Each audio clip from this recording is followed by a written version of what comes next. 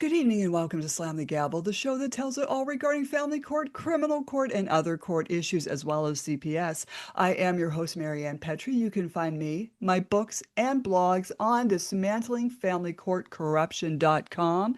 And if you have a story to tell, you can contact me there at dismantlingfamilycourtcorruption.com. Now, I've got a brand new guest all the way from Burlington, Ontario, Canada.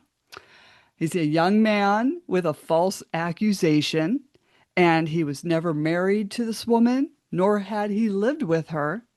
And he's going through family court, and he doesn't even have kids. Okay, so he's not even a dad.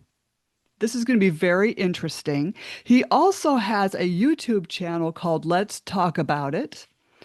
And we're going to discuss how the rules and laws and the civil procedures and the family law rules in Canada, how they have been blatantly ignored by these justices. I welcome you, Lee Dobson. I'm so glad to have you on. Thank you, Maryann, for having me. I appreciate it.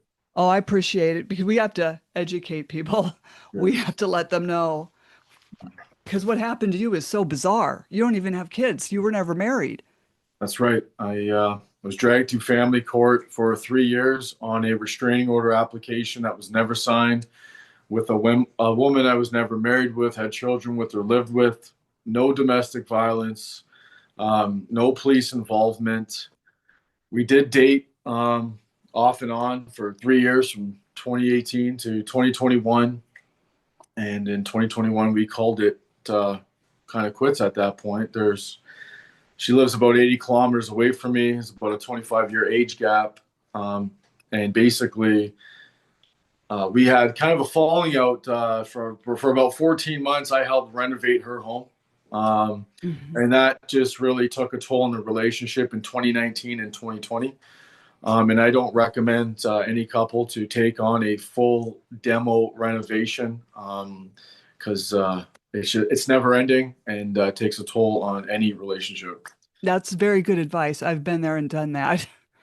Yeah, well, yeah. What were some of the red flags in that relationship that you can warn some young people out there? I just think if you know yourself and if your intuition's telling you things that you just don't agree with, you try to work it out, maybe bring it up politely. If things still aren't working, then you just kind of have to gracefully bow out and not engage in any type of arguing or stuff like that. But um, yeah, just take things slow and get to know the person and never really rush into anything. Right, but you apparently did all that and she still came at you with a false accusation. Well, this yeah. So yes. So what happened was is that back in December of 2021, I was living in Burlington, Aldershot, Ontario, Mhm. which is in between Hamilton and Burlington. I was in a fairly new housing complex, townhouses, stacked townhouses. I was moving from a stacked townhouse to a regular townhouse, and that deal fell through because of a shady and somewhat of an ignorant realtor. Hmm. So I never got to move into that unit, and then I had a U-Haul van full of my property for 10 days, 8 or 9, 10 days. Nobody would take me on because I'm convinced that I had a falling out with my landlord. It was a new build, and they just weren't very friendly, or it was kind of a nightmare at times living in this place. So I think they flagged me or something. I couldn't get a place for the life of me. I'm a licensed electrician by trade. Hmm. Credit score is around 800. I had enough money to pay for 1 year upfront rent, and yet no one wanted to take me on. They kept saying, "Well, it's December 8th. Why are you looking for a place?" And I tried to explain this to them. So I Oh. couldn't get a place. I'm sleeping on my grandmother's couch in Burlington, working downtown Toronto. Um, and so I reached out to my ex. I said, "Hey, this is my situation. Is your rental unit in the basement available?" Hmm. Coincidentally enough, on December the 9th, her tenant of 1 year, which was her girlfriend, her best friend's for 20 years, daughter, was renting the basement. That basement was that rental unit was becoming vacant. I'm like, this could have been better timing. Mhm, So mhm, we agreed on letting me rent that basement for $750 a month. Um, and so that was December 10th, 2021. It's just things. It's just I'm in the basement. She's upstairs. There's this past of us, but I've got this. I'm living in Cambridge, working downtown Toronto, taking care of my sick grandmother in Burlington, and doing this. So it just kind of took a toll on me, and um, there was discussion about rekindling the relationship and stuff like that, and it just mhm, wasn't ideal. So she had asked me to move out in February, and I'm like, okay, I'm looking for a place. mhm. And this is the end of February. The beginning of March comes. She's like, you've got 60 days to move. I'm like, not a problem. If I can get up before then, I will. Wow. Now we fast forward to March 28th, 2022, and she has retained um, Toronto lawyer John David Ekping-Young, who is currently being prosecuted right now by the Law Society Tribunal for basically, I don't know, he ripped off somebody for $50,000. You just Google his name, it's all on there. And we'll get into that in a little bit. Okay. He sends me an email while I'm at work, and he's like, this long, psychotic email. It's like borderline like Shakespeare, like the way he's going on. And I thought I didn't know who it was at first, but he told me he's instructed his client, my ex, this landlord, to put all of my belongings on the front lawn from the very bottom, and she's changed the locks. So I had to leave work that day around noon, Mm, and I drove from downtown Toronto to Cambridge, Ontario. I called the Waterloo Region Police, and I said, "Hey, we got an issue here."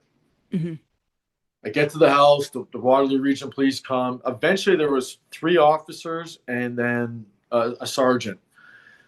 We were out there for 5 hours, give or take. I I had to call a moving company to get my stuff moved back in. At the end of that day, the Waterloo Region Police allowed me to kick in the door, which wasn't easy. I had to mhm. kick in that door because we're at the peak of COVID. It's like -15. It is cold. The next day was a blizzard. I kicked in the door in front of these police. They never charged me. They never arrested me. Mhm. Um, I sent I, and me and leading up to this, I am looking for a place with this schedule. She's expecting me just to go get a place, any place. I'm like, it's first of all, that's not ideal. I'm not just going to give first and last to some place, just stay there for a month or two. I'm doing my best. I'm trying my best to move out. Mhm, mhm. 90% of my belongings were packed up. I was trying my best to move out of there in the circumstances I was in. She took away the internet. Um, there was just and then basically April 8th, 2022, I had moved out, and I sent her an email. And then this is when the family court thing came into place. She applied for a restraining order, and again, there was just never any domestic violence issues or any concerns for the 3 years or so that we dated. So Mhm. that's when I got served with this restraining order application that was never signed. This lawyer commissioned an application that his client never signed, that he was never disciplined for. And then that's when this nightmare began of May of 2022. And then on May 27, 2022, we get before Justice Bingham, one day before my birthday. Oh.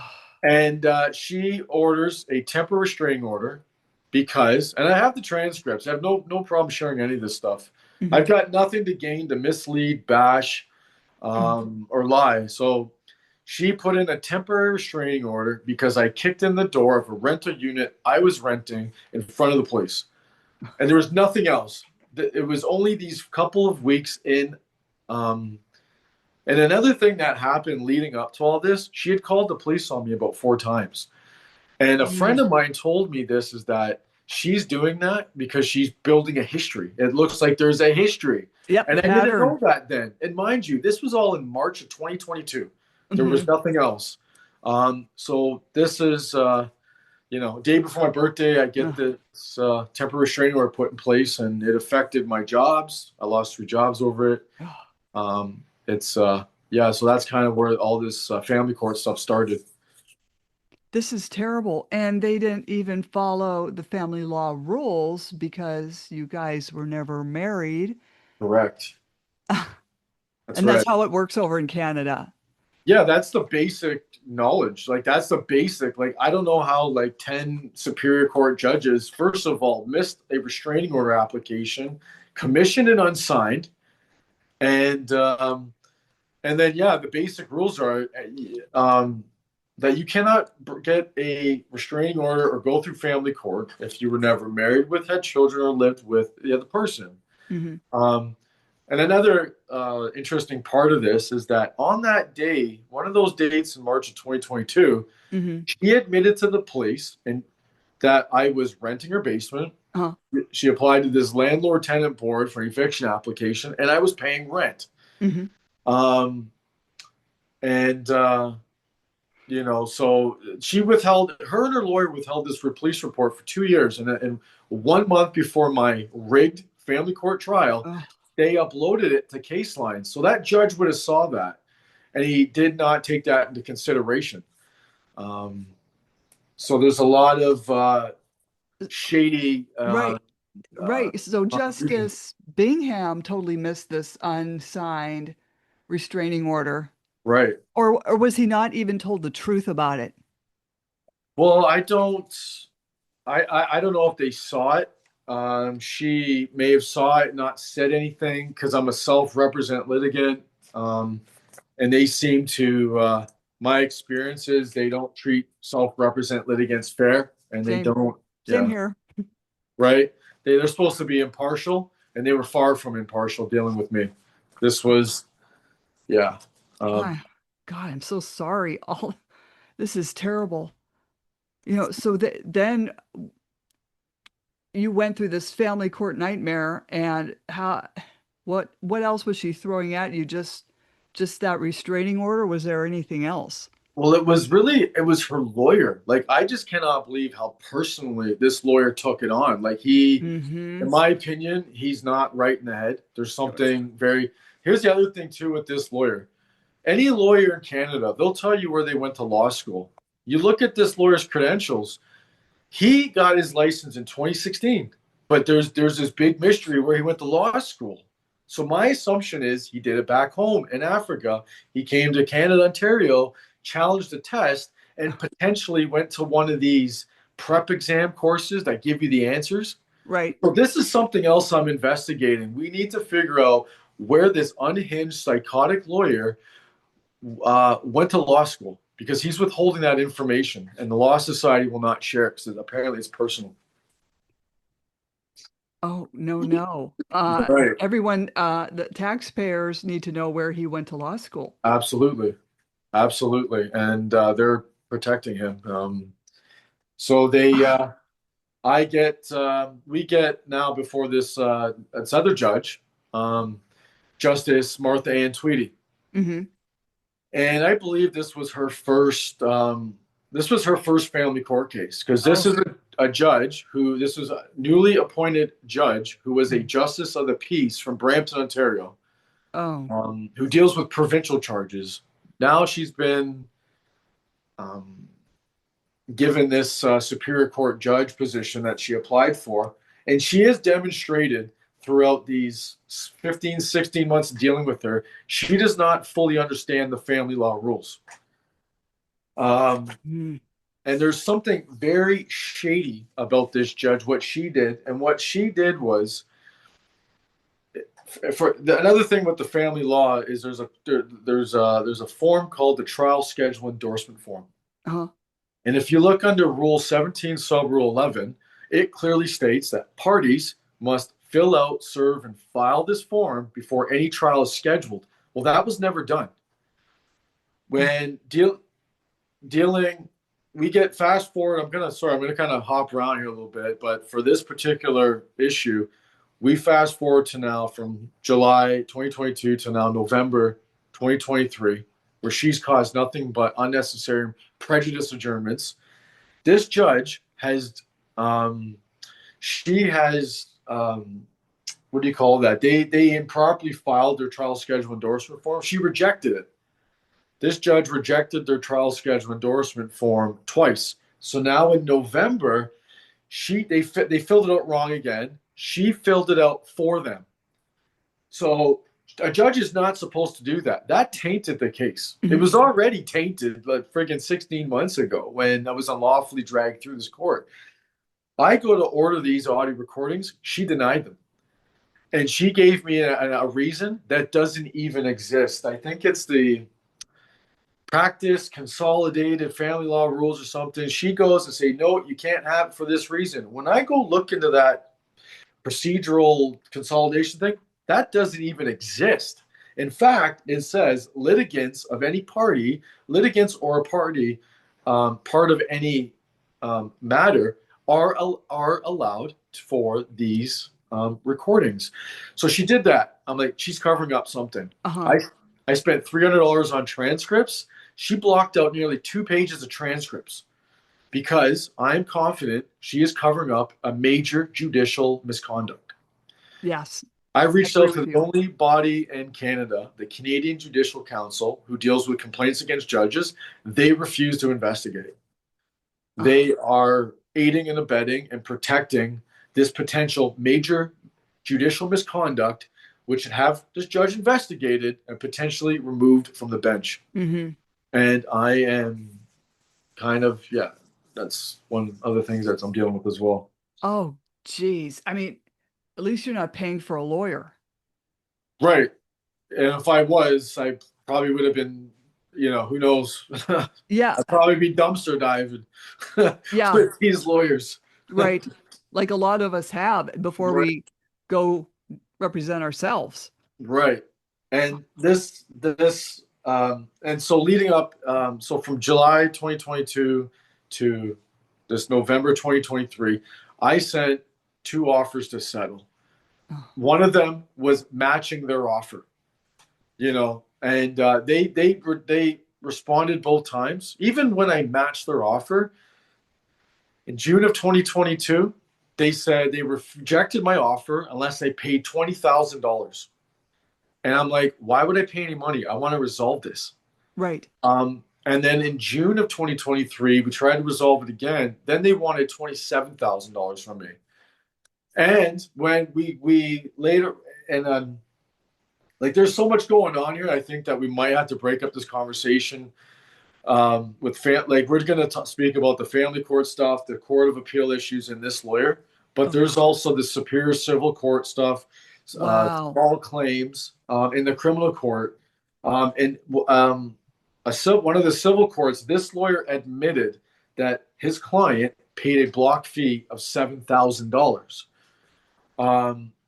So why are they asking me for $20,000? Why are they asking me for $27,000 when they later admitted they paid a block fee? And if your subscribers or yourself has a chance to check out my YouTube channel, let's talk about it. I actually have a recorded conversation with this lawyer that he's admitted his client only paid $7,000. When I lost that 2-day rigged trial, we had to submit costs. First, he wanted $15,000. I said, I'm not paying $15,000. I'll give you $1,000. We had to present to this trial judge, which we'll get into, our cost. And this is where I'm exercising Rule 24 about cost. I asked for $15,000. I lost 3 jobs over this. I lost so much out of this. This lawyer ignorantly and foolishly turns around and requests for $160,000 of money that was never paid and hours that was never worked. So here we go, right? You're right. They admitted to paying $7,000. They requested for $160,000, and then they actually got $60,000. A judge, we'll get into this trial, but the judge ordered me to pay $60,000 3 days after my 40th birthday. And I remember getting the endorsement, the email. It was a Friday at 3:30. I was downtown Windsor. I was working out at Windsor at this point, and I was looking at the Detroit skyline, and I'm like, and I was off work that day, And then I get this email, and I'm like, holy shoot, 60,000. I don't have $60,000. Um, so it's just been a circus of crap that I've been dealing with this courthouse, this lawyer, um, to say the least. Now, since you've lost jobs, can you sue her on defamation over there? So um, I can, and actually, here's the thing: I did sue them for defamation and slander in small claims court. Um, they the case was moving along, and this shady lawyer he scheduled a motion or a settlement conference. Never told me the date. They went and had it without me. Um, I lost that because I didn't show up. Right? He lied to this deputy judge, Deputy Paul Familia, um, and this deputy judge ran me down in his endorsement. I had to file an emergency motion to get in front of another deputy judge a month later. And they basically, it was a motion to set aside a default because I proved he lied to a judge. He committed perjury. Mm. They did absolutely nothing. So I had to pay $1,500 plus court costs, which is nothing compared to what I owe now. So they reversed all that. And then I said, it was just, it was incredible what these deputy judges let, considering the evidence they had. Months go by. I think it was June of 2024. We agreed to drop the case, me and the lawyer. Okay, sure, I'll fill out the forms for you. Okay, great. The next day, he gets back and says, no, my client doesn't want to let you drop the case unless you pay her court cost of $7,000 plus HST. See, now they have the impression they can get away with abusing the courts, asking for money that was never exchanged hands. And I said, and his defense was 2 pages. And I'm like, you want me to pay you? It was $7,900 with HST, one of our taxes up here. I'm like, you want me to pay $8,000 for a 2-page defense? I'm like, this is ridiculous. They never let me drop it. I also sued them in small claims court for the damage they caused my property during that illegal eviction. Mm-hmm. The lawyer never filed a defense. She never filed a defense. I gave them 6 months to respond. They didn't. They got noted in default. There was 2 assessment hearings, one this past January, one in March, before the same deputy judges. They basically put them on hold and did not let me proceed with because I had so much of my property damaged during that eviction. They put them all on hold because what happened was this year, this lawyer would not leave me alone. He would not let me drop my cases. They would not let me make payments. So here's the other thing too. So there's a lot going on. Oh, But I get it. I get it. they refused to let me drop any of the cases. They then served me with this vexatious litigant application, which they dropped off at my doorstep, which isn't proper service. And another thing, I'm dealing with this major police brutality case with this multi-million-dollar lawsuit. I'm like, this could affect that lawsuit. I'm like, please just let me, drop the lawsuits. Let me make payments. They refuse to. And that's like a case I want to get into more. So like we can elaborate later on with. Sure. But so I did sue them for defamation and slander. They refused to let me drop it. And the other thing is this too about the family court thing is that. So I get this court order, $60,000, 3 days after my 40th birthday. 72 days passes. I don't know how to make payments. They don't reach out to me. There's no communications. They start a garnishment application. All of my bank accounts get frozen. And thank God I didn't have any money in that account. And I'll tell you now, Maryann, if I had a mortgage or children, we would be in big trouble. Right. Big trouble. And like I said, this unhinged lawyer, who I'm convinced got his license out of a cereal box, Right. He refuses still to this day to accept payment plan. My bank accounts have been frozen for 16 months. My credit score went from 790 to 540. And I am on the verge of bankruptcy and homelessness because of this lawyer.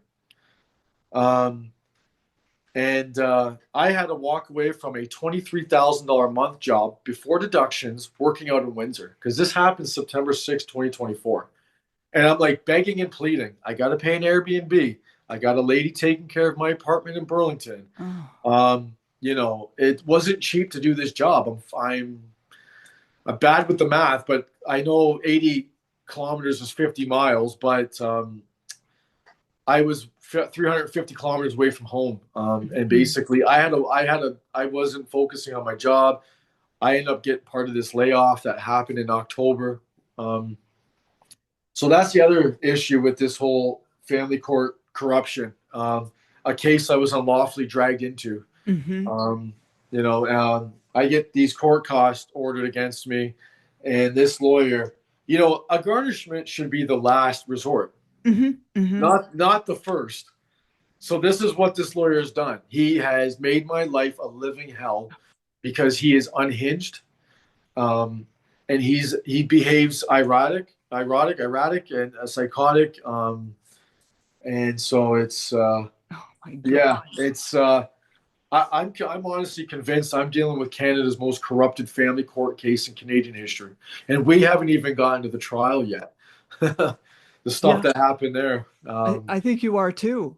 Yeah, yeah, absolutely, and that's why the the best remedy for me is to go public and to Right. speak factual, to be honest, and to reference the exhibits and the evidence that was presented that they, you know, put under the carpet, so to say. Oh, this is unbelievable. And, you know, I know you're from Canada, but people over here in the United States have to know that this could happen to them. It can happen to anybody. Yeah. Right, right. This was this was a case where the judges didn't like me. And they Mm-mm. admitted, court staff admitted they leave notes about me on my file, which judges can read. Um, like so, and here's the other thing too is so we're November 2023, Justice Martha Ann Tweedy forces me to go to trial, does the counsel's job, and then she sneakily hides it by blocking out these transcripts because if they get uncovered, it's going to be a major judicial misconduct, and they don't want to get into this. I don't think. Um, we get put over to it's called the speak to in January, and Mm-hmm. that's you speak to set down the trial. I remember being at work, working as a licensed electrician. I was working downtown Toronto at one of the popular arenas there, and I Mm-hmm. was told it would only be about 30 minutes. I sat in an electrical room for 3.5 hours with my boss livid mad at me, saying, "What the heck is going on?" And this was supposed to be on my lunch. This lawyer, John David Epion, wasn't even there. He showed up 3 hours later because I think the court, they called us twice and he wasn't there. And Oh, I'm pretty sure the court emailed him or called him and said, "Hey, Mr. Ekping, you're being called." He shows up friggin', we're waiting there to proceed. So then they put me to this trial. But they're like, "Yeah, we don't know when it's going to be. We'll give you a call." February 5th, I get laid off from this oh, job, 2024. February 6th, I get a phone call around lunch. Maybe, I don't know if it was the afternoon or lunch. They're saying, "Oh, your trial's starting tomorrow." My trial's starting tomorrow. It's not even 24 hours notice. oh, So I get thrown into this trial without 24 hours notice. We get before this judge, and that's when I did some research on this judge. Oh, it's Justice Michael Gibson. Let's see who this Superior Court judge is. Well, first of all, he's their local senior judge. Second of all, he's the only judge in Ontario sitting in the Superior Court who has his judicial training from the Canadian Armed Forces. So whatever he says, nobody's going to challenge. And we get before him, and I subpoenaed the Waterloo Region Police because there's this police report that mm-hmm. confirms I was a friggin' tenant. We were not cohabitating. We were not married. We were not common law. Mm-hmm. The thing in common law in Ontario is you have to be living with your partner continuously for 3 years. A spouse, legal terms, is marriage. this judge said I was a spouse, I was a common law, but we the trial begins, and the Waterloo Regional Police lawyers there, and they're just opposing the police to come in, testify, and say the ones that wrote the police report to confirm. Right. So they argued that, and I'm like, okay, just to get things moving along, I just I said, don't worry about the police. The police report is there. Maybe that should be sufficient. I then tell this judge, I'm like, Your Honor, the restraining order application was never signed. The trial schedule endorsement form was never filled out, served, and filed, which is a law, 17 sub rule 11. And then this trial record, which is, I know in other rules, that I get the trial record served to me 8 days before the trial. By law, it's a minimum of 20. And then I get 24 hours notice for this trial. I'm like, for those reasons alone, this should not proceed. Right. This judge says, and I have the audio recordings to confirm this, he says, we're here now, we're going to deal with it. I'm like, holy shoot, everything is stacked against me. And, what's the point of having rules and laws if judges, court staff, parties are not going to abide by them? We're making up our own rules at this point. Mm-hmm. Oh, they do. Yeah, they'll make up the law as they go along. Right. So then this trial started. It was a 2-day trial.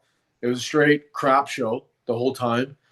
Her witnesses got caught lying under oath. They admitted to being coached the day before. One of them was a male and female. It was her girlfriend, whose daughter was renting the basement for 1 year. And they all lied under oath saying that her daughter never rented the basement, which this woman e-transferred $1,400 a month. And nobody wants to investigate this. They, want to drag me through the mud unlawfully. And then this male guy who actually did the renovations, he was a carpenter. He did the carpentry and the framing and all that. He said he was a witness to 100 harassing text messages. And when I asked him to give one example, he said he couldn't because it happened too long ago. And when, I wish I had the video recording, but when the female witness, she said she admitted to being coached the previous day. The lawyer's hands went up on his head. Oh my God, I can't believe you just said that. And not only that, I caught her reading notes. I said, excuse me, Your Honor, what's this witness doing? She's like, oh, I'm just going over what the lawyer told me to say. Oh. And I have the audio recordings of this. I'm like, this is a grand slam. That's hilarious. Right. She did that, but that's actually good. She did that. Right. So I'm thinking, okay, everything's going good. And then here's the other thing.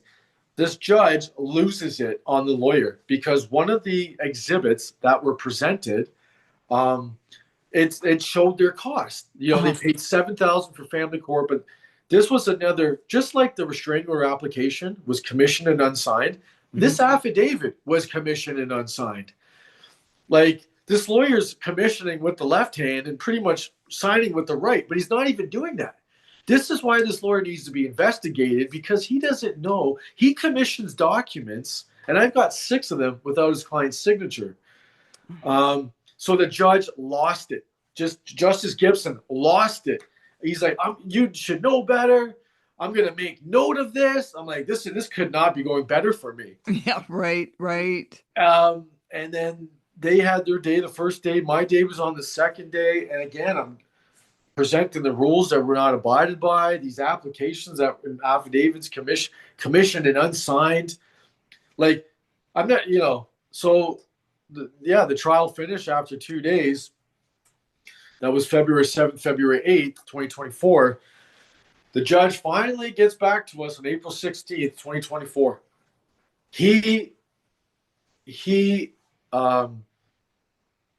I couldn't believe it. The things he was saying there, they were straight up contradictory to the evidence and the exhibits submitted.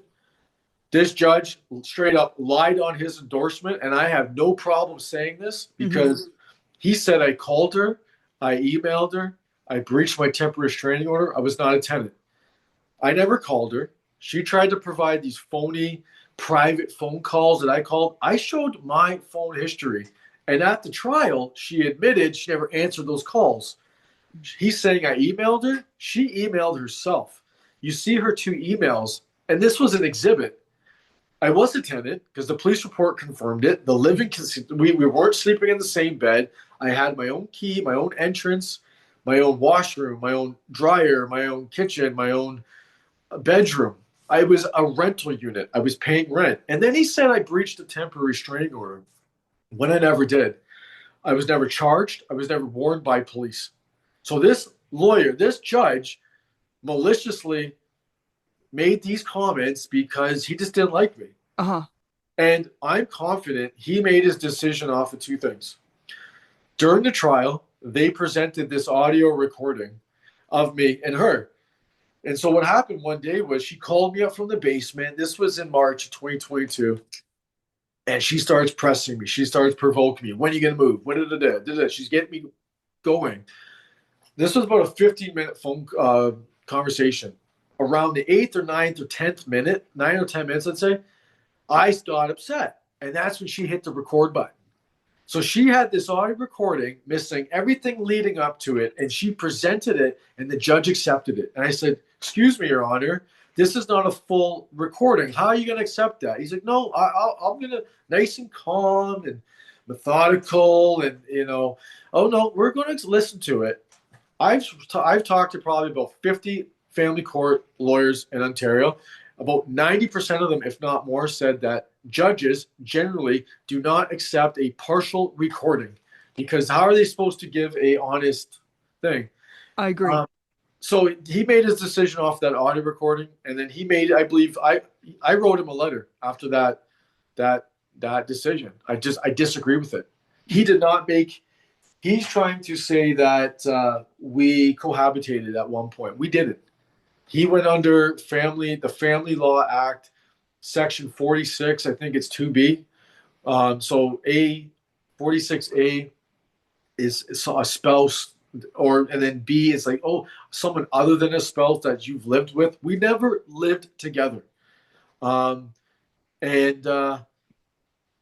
yeah, so I was, and then so he gave me a permanent lifetime restraining order with a 500-meter maximum distance.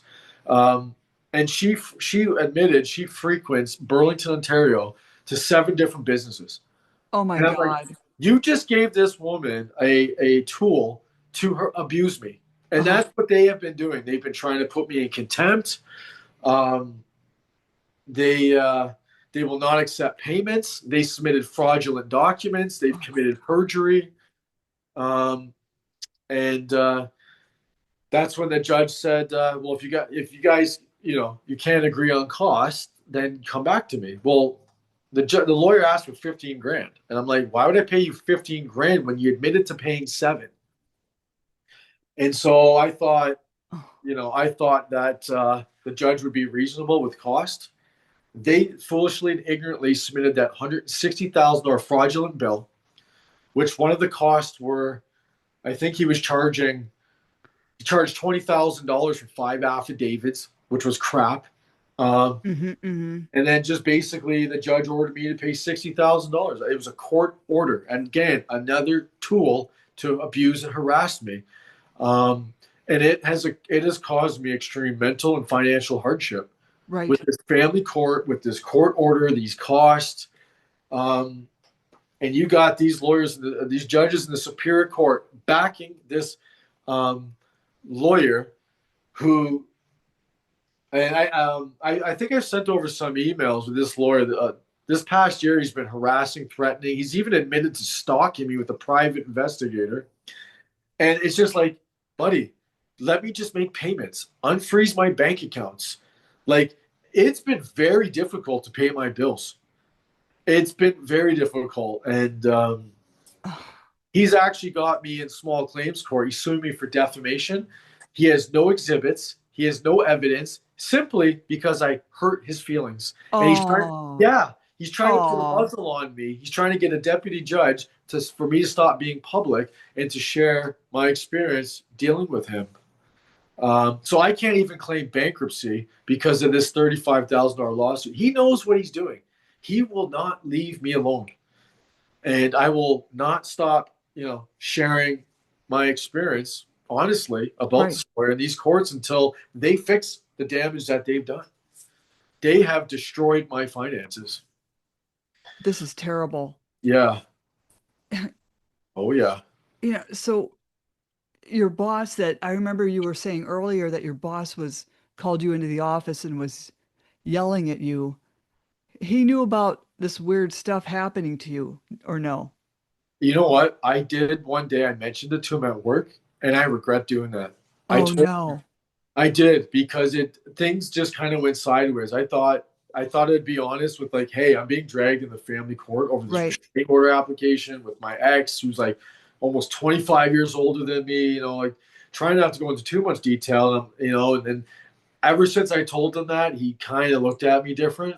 So I regret I shouldn't have said anything, and it was really affecting my job. And like, yeah, like the one day I was in that electrical room on, I think it was January 22nd, 22nd, 2025, trying to get his trial scheduled. I'm in there for almost 4 hours. There were 70 people in that Zoom call that day. They kept me to the very end just to screw with me even Oh a little yeah. bit more. That's all this is about, is inflicting this damage, unnecessary damage. Well, someday that boss, whoever he is, he'll be going through something like this, or his kids will be going through something like this, Right. Oh, we all do at some point to some degree. right?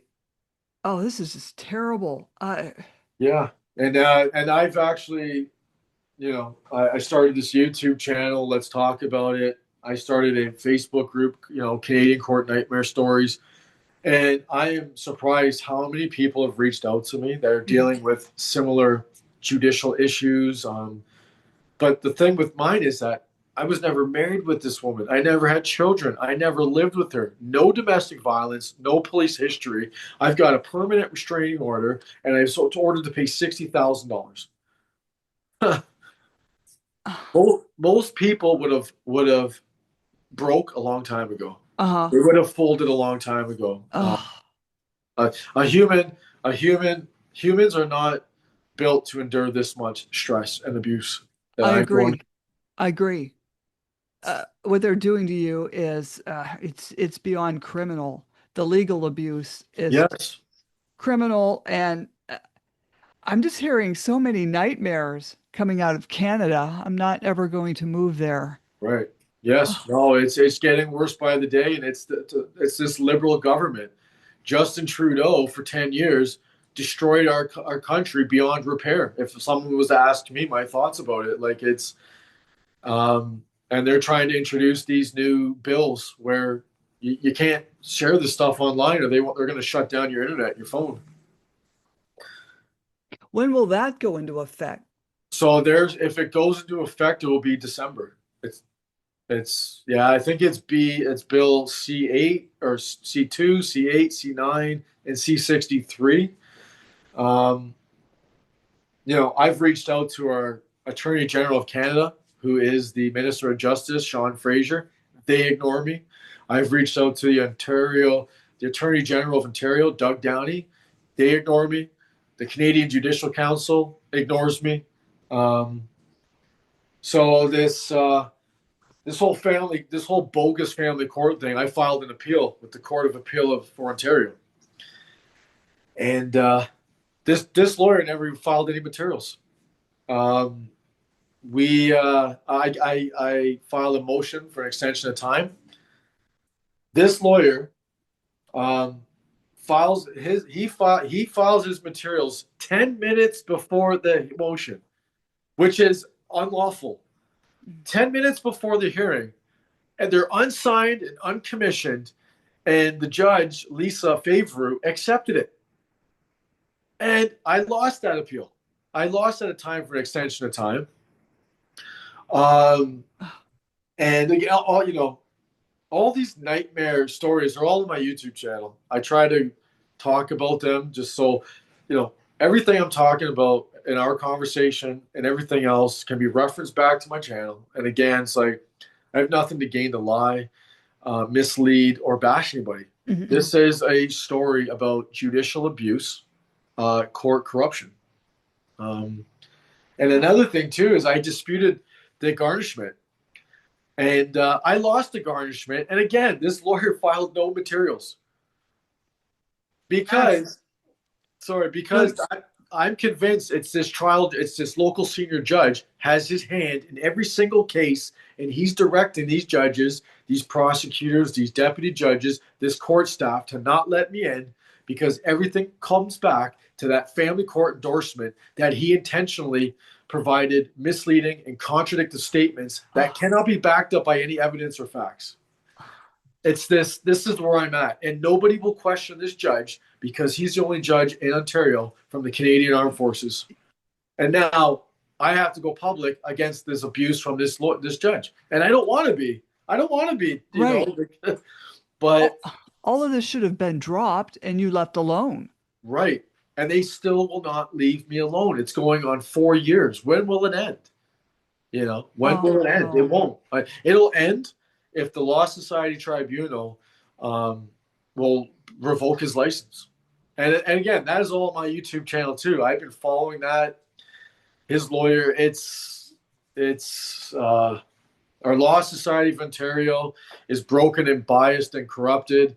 Um, these malicious prosecutions, this police brutality, this courtroom corruption, and if these public servants would just do what they told us they would do, and that was to uphold the law that they would do under oath and be fair. If they would do that, we may not be having this conversation. But this no, is public servant abuse. Like exactly. And with that, hopefully they don't pass that law if, you post things. right. Well, I think what that's geared towards is memes of different ministers, or I think it's like they're trying to focus on like Hmm. online hate content or inappropriate content for minors. I think that's what they want to focus on, but they Hmm. can manipulate Oh yeah. whatever they want to manipulate. We've Just seen it before. just like that unsigned restraining order you have. Right. Imagine that. I get dragged to family court for 3 years on a restraining order application, never signed. And when I bring it up to the top judge in that courthouse, he says, "Well, we're here now. We're going to deal with it." Like, okay. Well, then, if he's so smart, why doesn't he just say, "Okay, this has been unsigned, and I'm throwing this out"? It is it's a rule. Like I know in the civil proceedings, like especially I try to find it the family law rules where affidavits and applications must be signed to make it valid. It makes sense, right? I couldn't find it, but in the um, in the rules of civil procedure, Rule 4, court documents 4.061, an affidavit used in a proceeding shall be signed by the deponent and sworn or affirmed in accordance with the Commissioner for Taking Affidavits Act. Well, that Court of Appeal, this lawyer submitted these documents 10 minutes before the motion, unsigned on commission, and I lose. And this is the top court in Canada allowing this. And the Canadian Judicial Council refuses to investigate this basic and extreme judicial abuse and misconduct. Yeah, so it's Oh, this is terrible. I feel so right, bad for you because, you should be out living your life and working your job. right. I This know. is That's all I want to do. I want to pay this bogus bill and I want to go back to work. right. You shouldn't even have to pay that bogus bill. Right, absolutely. They never paid that. They admitted on a commissioned unsigned affidavit they only paid 7 grand. Why would the judge? That is perjury. That's obstructing justice. That is submitting fraudulent documents. And the top judge entertained that, and they rewarded them for these criminal acts. Yeah, I know. It's pretty wild. That is, it's beyond a nightmare. I just, Right. That's why, you know, hopefully people listening to this conversation need to be extremely mindful dealing with any court. right. Most courts, there's too much psychotic behavior. Yes, I And agree. and you can't win. So it's just avoid it. For everyone that's watching, listen to this conversation. The best advice I can give is avoid these courts because even as best as you can, because even when you think you got a grand slam or an alley oop, you get in front of these judges like I did, they just railroad you Yes. and Well, but disregard. you got sucked into it like I got sucked into it. Yes, yes, I Then what remember. it's like you you try to avoid it, like you try the settlement stuff, but these attorneys are so vindictive because I put out two settlements and Okay, his attorney wrote back, "You must be having severe mental issues now." jeez, And I'm like, wow, it's like, oh, I'll get you can't get ahead, couldn't win. yeah, you're right. That's what they pull. Oh yeah. Yeah, They're having mental issues. No, you're giving me a mental issue. right. Oh yeah. Um, and Oh, even with this whole lawyer getting prosecuted by the Law Society Tribunal, his lawyer, and I've been to every one of these meetings, they keep getting adjourned because they don't want to file a response. And um, she's she's now turning this around like he's the victim. Oh, Mr. Ekpinyang, this is affecting his career and social media. Like he's the victim. This lawyer burned through $50,000 of his client's money in 2021. He has been dishonest with Legal Aid Ontario. And the Law Society Tribunal, like there might be a jurisdiction issue. hmm. It's a jurisdiction. No, it's there's some issue that, and the tribunal there, they said even if it's not a legislation, they're saying, oh, it might be a legislation issue. The tribunal has said if it is a legislation issue, we will amend our application and we are going full ahead to have this lawyer's license revoked. And not only that, this lawyer, I believe, you just Google his name, you see all these news articles. He's suing the attorney general for $10 million. He's representing this client who got charged and convicted of a manslaughter. She had some harsh conditions in the jail out there. He's suing the attorney general for $10 million. If you look online, you Google this lawyer's name. He had on Canley, Canada. Canley is all these different cases where they go to this case bank and reference. Oh, you should make a decision because this case is very similar. You go on Canley and you can see that John David Ekpinyang, back in 2012, he tried to sue Versa Cold Logistics. It's a big warehouse, freezer that holds cold foods. He slipped on a box of ice cream and he tried to sue them for 1.2 million. And they said his application was abusive and vexatious. And here he is getting me pulled in for the same stuff that I'm not.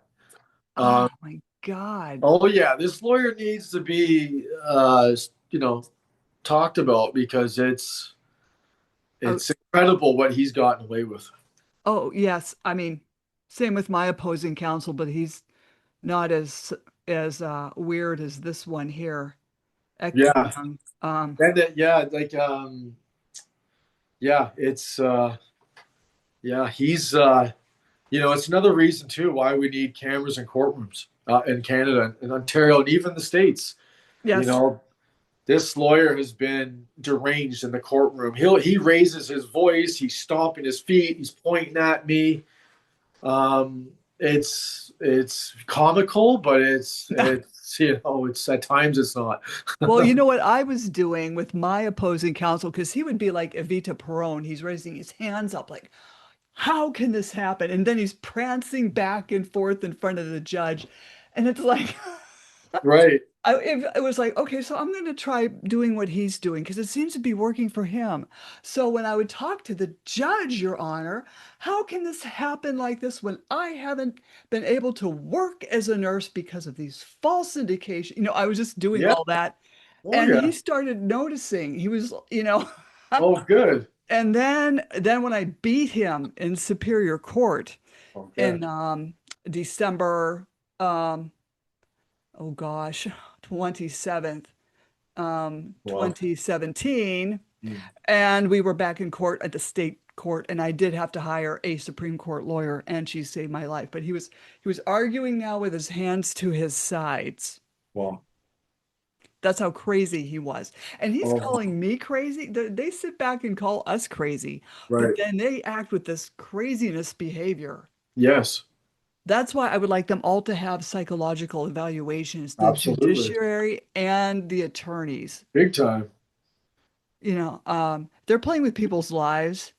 And if doctors and nurses and dentists and if they have to have random drug screens, I don't know if they do that over there in Canada, but they should be doing that here and there. Right. Oh, they need to. There needs to be something, some change done. Like I filed a complaint against this lawyer with the Law Society of Ontario. They sat on that complaint for 3 years and then they dismissed it.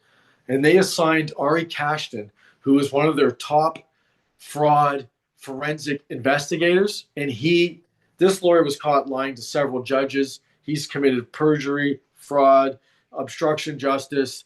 And you've got the Law Society's top fraud investigator dismisses my complaint and doesn't address this. The Law Society of Ontario recently, they had a CEO who had to step down. She gave herself, I don't know if it was a $400,000 raise, which equaled to like $1 million salary. They made her step down. And so the crap that's happening with this law society, um, it's a society, right? And you've got lawyers paying annual fees of $2,500 and paralegals paying $1,500, and they want to keep the money coming in. So Hmm. complaints do not work.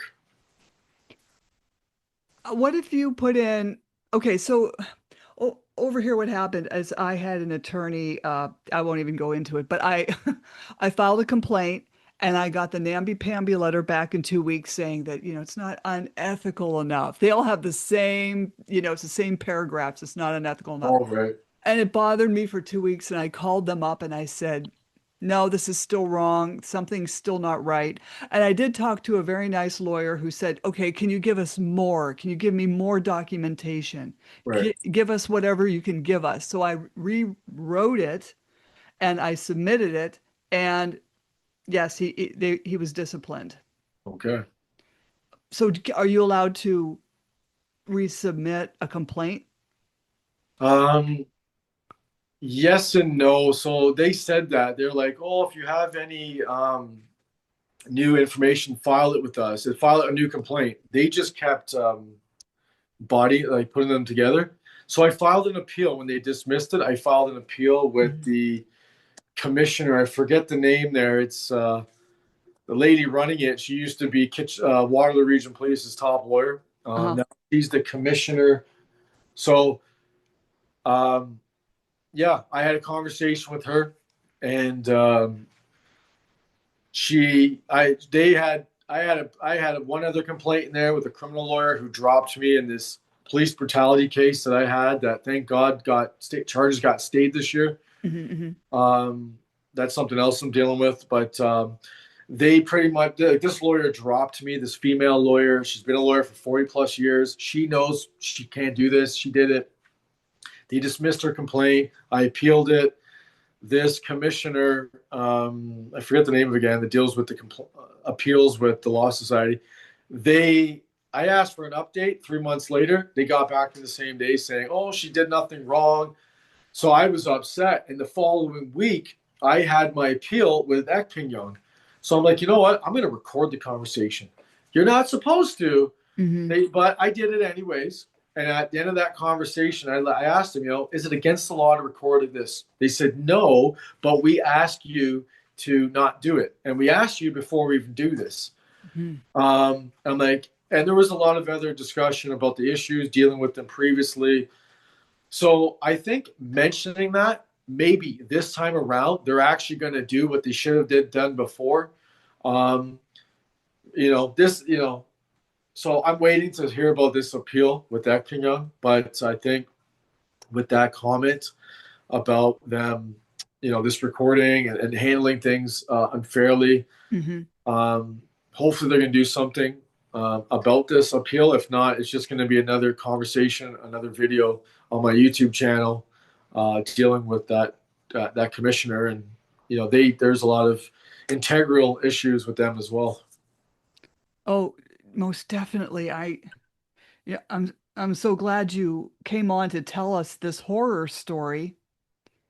Yes. I know. It's hopefully no one else has to go through what I went through. Well, I think this would even scare anyone more if they had kids. Yeah. Imagine that though. I'm in family court, no kids, never married. A police report confirming I was renting a basement of an ex-girlfriend who was caught lying left, right, and center, submitting fraudulent documents, committing perjury, and then you got Kitchener's top judge backing them. Not only this, too, this is where another big issue came along is that when I was illegally evicted, I broke that door. I broke a $500 door in front of the Waterloo Regional Police. Mhm.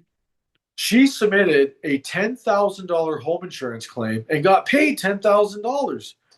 So she got a $10,000 check for damages that I never did, and that it was page 9 of 12. The trial judge denied my request for that full insurance report. Like, what did she get paid for?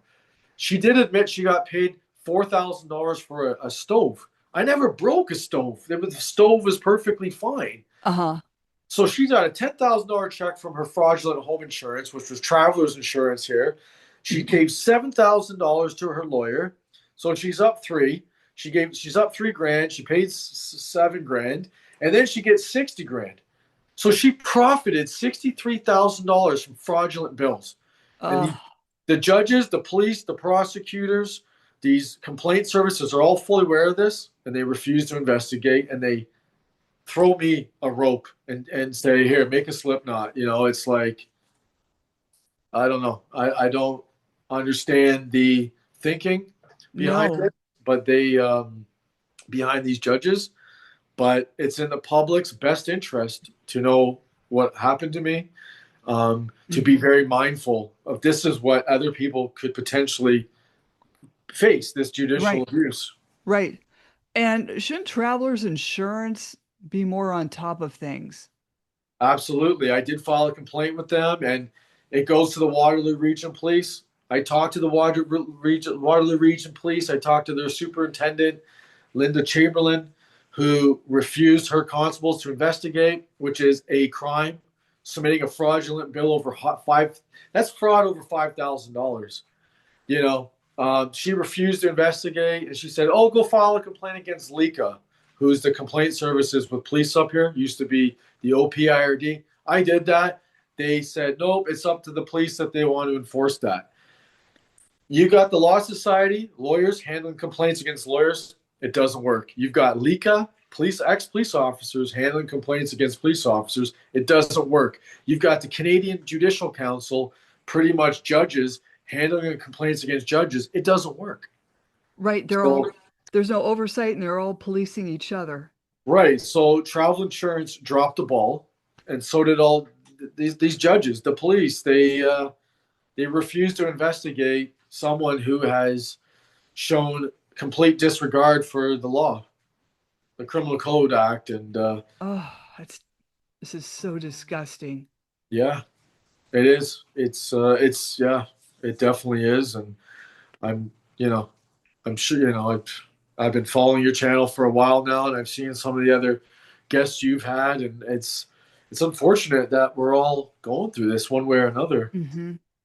Well, I think I told you my judge story, didn't I? You did when we did speak a couple months ago. There, yes, you did. I remember Oh, you talking about that. well, do you want me to tell it again? Absolutely, yeah, for sure. Okay, well, I'll tell you two stories because, okay. So we'll start with the first story. I think he was my third attorney, and I thought he was going to help me, but he torpedoed my case further. Wow, Like the first two attorneys didn't get it all right, but jeez. he did, right? And he kept sending his underling in. And anyway, I went to file, well, I didn't file it. I wrote up a motion to stay. Okay, to stay. I can't remember what it's for because it's so long ago I'd have to dig it back up. But I gave it to the underling and I said, hey, I did file this. I know you guys are short-handed. So, I've always offered to file for you guys or, do filing, whatever, because I couldn't work. And she took that as an offense. And because I said I didn't file it yet, but can we? But she took offense and the lead attorney dropped me. So I said, God, you deal with him. I mean, he was just okay. So anyway, as a pro se, I was also in motion court. Now this these courtrooms are they're like all paneled, wooden panels, right? And of course, my motion was denied, but I didn't care. I ended up walking it over to the other judge. But anyway, I was being made fun of in the courtroom trying to present this motion. And the ex-attorney, he was sitting back there just smiling like and then when I couldn't get out the door, because it's like, how do I get out of this place? I'm being honest with you. It's like it's all wood paneling. Where's the effing door? And it's Right. like finally I pushed on something or the bailiff said it's over here, but it's like so I thought, God's gonna deal with him. And every time I passed him, because his law firm was like a block away from the courthouse. But when I was pro se, after they stole all your money, they wanted 8,000 before Christmas. But anyway, he looked like he was aging before my eyes, this attorney. And so I believe it was the year 2018. I opened up the newspaper and I had found out he had dropped dead of a heart attack. Oh, wow. And because I had been saying to God, you deal with these people. I don't know what to do with these people. Right. So then when I had the idiot, well, the judge, the family court judge who totally he took my boys away from me March 2nd, 2015, based on false allegations and the opposing counsel saying she's mentally ill and she's alienating the kids from dad. So anyway, we all know that's not true. And so I said, I asked him to recuse himself. No, he wouldn't do it. He wouldn't do it. And I said, okay, God, you deal with him because I can't do anything with this guy. Well, once you know, March 2nd, 2017, he dies of pancreatitis. Oh, wow. So and notice the dates. It was on the dates he took. Okay, so then God took him. And then now he's answering to a much higher judge in a hotter place. Wow. Yeah, right. So uh, all I can say is put it all in God's hands and Right. God will deal with these people. Yes. I know that these type of situations, we're getting tested to do God's work, but I'd rather not. I'd rather let God do his work, and hopefully it gets sorted out. But fortunate thing is sometimes these things can drag on for 10, 20, 30 years until these type of things happen, like you mentioned. And Yeah, we, I think if we get cameras in courtrooms, I think that'll slow down this right, funny business we see. right. But I've also seen because I've been court watching, and in Florida, this pro se litigant was giving the closing argument, and the judge got bored with that, so he just muted her. Oh, wow. So these guys and gals or whatever they are, they all need tamper-proof mics. So if you're going to go with the cameras in the courtrooms, you got to have the tamper-proof mics. They, Okay. they got to Right. go. Absolutely. They got to go Abs- hand in hand. Well, I'm. That's another thing I'm looking into. I got a couple audio recordings, and now I've combed through them, and there's areas missing. So now I'm looking to it's if anyone that is questioning the questioning audio recordings. I recently found out about a audio forensic expert, and they will comb through that to see if there's been any splices. But sometimes what they do is they'll purposely not record certain Mhm. sections. Um, so it's another story I'm working on. Like I was ready to get into this full story. I ordered the transcripts, and the stuff that this one judge said was not there. Like, there's no way. I get the audio recordings. I'm like, holy shoot, it's not there. So now I've been looking into this forensic audio experts, and they're saying no, it hasn't been edited. So they're saying probably they didn't hit record, and this was all. So it's another thing I'll be talking about soon. But if a lot of people don't know that, they're questioning these audio recordings being tampered with. To look into audio forensic experts, they can maybe help with that. That's interesting. I'm Yeah. glad you brought that up. Yes. I know there's a lot of them on that app, Fiverr, or Hmm. I think it's Fiverr. Yeah, Because in Canada here, sometimes it goes from like 2 grand to 6 grand. right. Because it's for court, insurance pays, or the state will pay. But you go on that app and you can get it for like $50, $100 American or more. Mhm. But it's a good start for someone that's interested in that. Yeah, there's no way you should be going through this. This Right, makes Canada look so bad. right, This makes their whole legal system look absolutely. so bad. Oh yeah, Especially this Justice Gibson. I don't yes, care if he's been in the Canadian Armed Forces. He has to do the right thing. absolutely. And this was all planned. If you were to ask me what I think would happen, Mhm. this judge was handpicked. He was handpicked for this trial, and oh, sorry, You're my fine. got my cat here. He's trying to get comfortable behind Oh, the that's okay. tripod, so it might be moving a bit. But absolutely, it's just that everything I mentioned, I brought to his attention, and his response was, oh well, that's a good point, Mr. Dobson. You brought up the family law rules. No, it was, hey, we're here now. We're going to deal with it.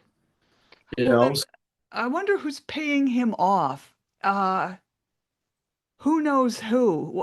Who's got, maybe this attorney Ekpenyang, maybe he has something on this Justice Gibson. I'm not sure, but um, They all got something on each other. well, it's.